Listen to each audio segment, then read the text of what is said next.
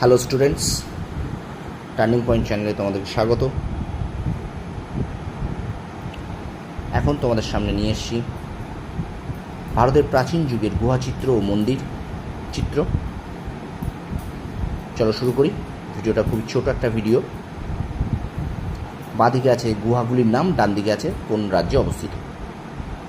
চলো, অজন্তা গুহা মহারাষ্ট্রে অবস্থিত, ইলোরা গুহা মহারাষ্ট্রে অবস্থিত। 3 নম্বর হচ্ছে বাঘ গুহা মধ্যপ্রদেশে অবস্থিত। 4 নম্বর বাদামি বা বাতাপি গুহা কর্ণাটক রাজ্যে অবস্থিত। রাবণ ছায়া গুহা ওড়িশা রাজ্যে অবস্থিত। 6 নম্বর আর্মা মালাই গুহা তামিলনাড়ু রাজ্যে অবস্থিত। 7 নম্বর সিত্তন ভাসাল গুহা তামিলনাড়ু রাজ্যে অবস্থিত। 8 নম্বর গুরাহান্ডি গুহা ওড়িশা রাজ্যে অবস্থিত। 9 নম্বর ভীমবেটকা গুহা মধ্যপ্রদেশ রাজ্যে অবস্থিত।